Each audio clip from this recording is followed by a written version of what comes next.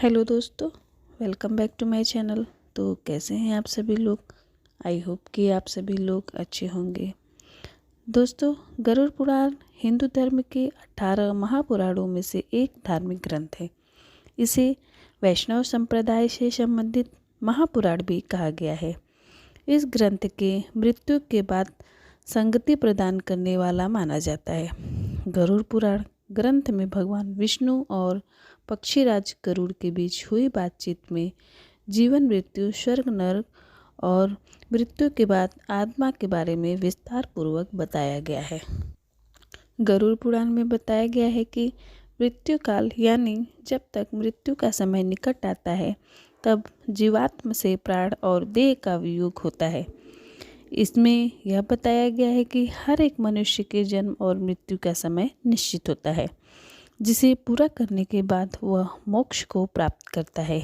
लेकिन प्रश्न यह है कि यदि किसी की अकाल मृत्यु हो जाती है तो ऐसे में उस जीवात्मा का क्या होता है। जानते हैं आज की वीडियो में गरुड़ पुराण के अनुसार क्या है अकाल मृत्यु और इसकी सजा।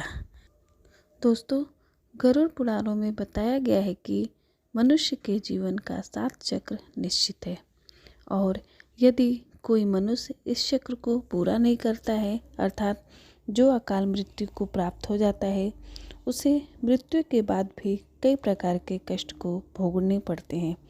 परंतु सबसे पहले ये जानना आवश्यक है कि अकाल मृत्यु क्या होता है, अर्थात किस तरह की मृत्यु को गरुड़ पुराण में अकाल मृत्यु के श्रेणी में रखा गया है। गरुड़ पुराण के सिंहावलोकन अध्याय में बताया गया है कि यदि कोई प्राणी भूख से पीड़ित होकर मर जाता है या हिंसक प्राणी द्वारा मारा जाता है या फिर गले में फांसी का फंदा लगाने से जिसकी मृत्यु हो जाती है, अथवा जो विष तथा अग्नि आदि से मृत्यु को प्राप्त हो जाता है, अथवा जिसकी मृत्यु जल में डूबने से हो जाती है, या जो सर्प के काटने भी मर जाता है, या जिसकी दुर्घटना या रोग के कारण मृत्यु हो जाती है, वह अकाल मृत्यु को प्राप्त होता है। लेकिन दोस्तों, गरुड़ पुराण में आत्महत्या का सबसे निंदनीय और घृणित अकाल मृत्यु बताया गया है। इतना ही नहीं, भगवान विष्णु ने आत्महत्या को परमात्मा के अपमान करने के समान अपराध बताया है। साथ ही गरुड़ पुराण में विष्णु ने बताया है कि जिस मनुष्य ने अथवा प्राणी की मृत्यु प्राकृतिक होती है, वह 3, 10, 13 अथवा 40 दिन के अंदर दूसरा शरीर धारण कर लेती है। किंतु जो व्यक्ति आत्महत्या जैसे घृणित अपराध करता है, उस प्राणी की जीवात्मा पृथ्वी लोक पर तब तक भटकती रहती है जब तक वह प्रकृति के द्वारा निर्धारित अपने जीवन चक्र को पूरा नहीं कर लेती। ऐसी जीवात्मा को ना तो स्वर्गलोक की प्राप्ति होती है और ना ही नरक लोक की। जीवात्मा की इस अवस्था को अगति कहा जाता है। इसलिए गरुड़ पुराण में बताया गया है कि आत्महत्या करने वाली आत्मा अकाल मृत्यु को प्राप्त होने वाली सभी आत्माओं में सबसे कष्टदायी अवस्था में पहुंच जाता है और अकाल मृत्यु को प्राप्त करने वाली आत्मा अपनी तमाम इच्छाओं यानी भूख, प्यास, संभोग, सुख, रोग, क्रोध, दोष, लोभ, वासना आदि की पूर्ति के लिए अंधकार में तब तक भटकता रहता है जब तक कि उसकी परमात्मा द्वारा निर्धारित जीवन चक्र पूरा नहीं हो जाता। परंतु अब यहाँ ये सवाल उठता है कि किसी भी प्राणी की अकाल मृत्यु क्यों होती है। तो दोस्तों, आपको बता दूं कि इसका भी वर्णन गरुड़ पुराण में किया गया है, जिसके अनुसार जब विधाता द्वारा निश्चित की गई मृत्यु प्राणी के पास आती है तो शीघ्र ही उसे लेकर मृत्यु लोक से चली जाती है। प्राचीन काल से ही वेद का यह कथन है कि मनुष्य 100 वर्ष तक जीवित रहता है, किंतु जो व्यक्ति निंदित कर्म करता है वह शीघ्र ही विनष्ट हो जाता है। जो वेदों का ज्ञान न होने के कारण वंश परंपरा के सदाचार का पालन नहीं करता, जो आलस्यवश कर्म का परित्याग कर देता है, जो सदैव त्याज्य कर्म को सम्मान देता है, जो जिस घर में भोजन कर लेता है और जो पर स्त्री पर अनुरक्त रहता है। इसी प्रकार के अन्य महादोषों से मनुष्य की आयु क्षीण हो जाती है। श्रद्धाहीन, अपवित्र, नास्तिक, मंगल का परित्याग करने वाले, परद्रोही, असत्यवादी ब्राह्मण की मृत्यु अकाल में ही यमलोक ले जाती है।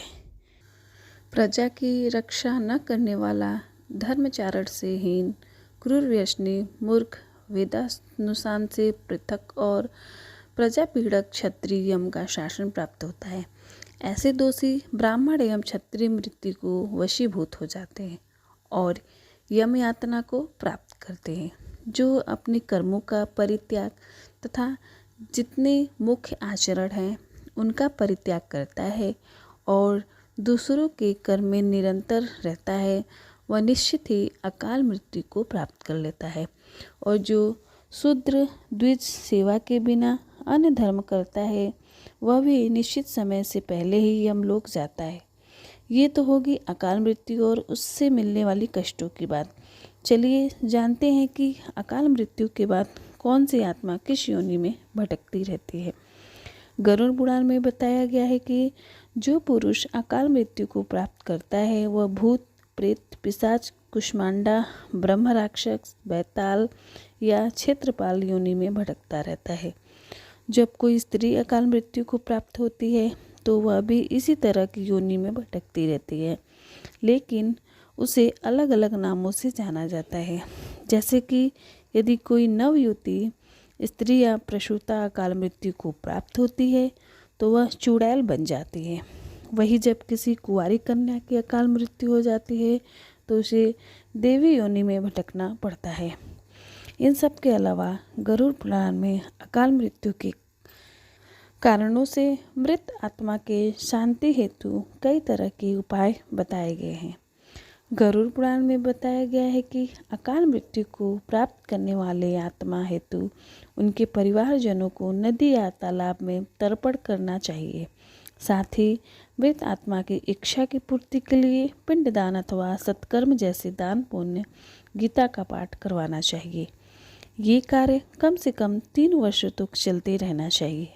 साथ ही बरसी आने पर भूखे ब्राह्मणों बालकों को भोजन भी कराना चाहिए ताकि मृत आत्मा को जल्द से जल्द मुक्ति मिल सके। वैसे दुर्घटना, रोग या अन्य किसी भी प्रकार की अकाल मृत्यु को रोकना तो हम इंसानों के बस में नहीं है, लेकिन आत्महत्या को हम रोक सकते हैं। जब भी आपके मन में आत्महत्या करने का ख्याल आए तो उससे पहले उसे जुड़े परिणाम को अवश्य जान लें, क्योंकि अक्सर लोग यही सोचकर आत्महत्या जैसा कदम उठाते हैं कि उन्हें सभी कष्टों से मुक्ति मिल जाएगी, लेकिन अज्ञानता के कारण वो ये नहीं जानते कि मृत्यु के बाद उन्हें वर्तमान में हो रहे कष्टों से ज़्यादा ही कष्ट भोगना पड़ेगा। थैंक यू दोस्तों। तो कैसा लगा आज का वीडियो? हमें उम्मीद है कि आप लोगों को मेरा यह वीडियो अच्छा लगा होगा। अगर अच्छा लगा तो प्लीज़ हमारे चैनल को सब्सक्राइब कीजिए, वीडियो को लाइक कीजिए, शेयर कीजिए और कमेंट बॉक्स में अपनी राय ज़रूर दीजिए। Thank you.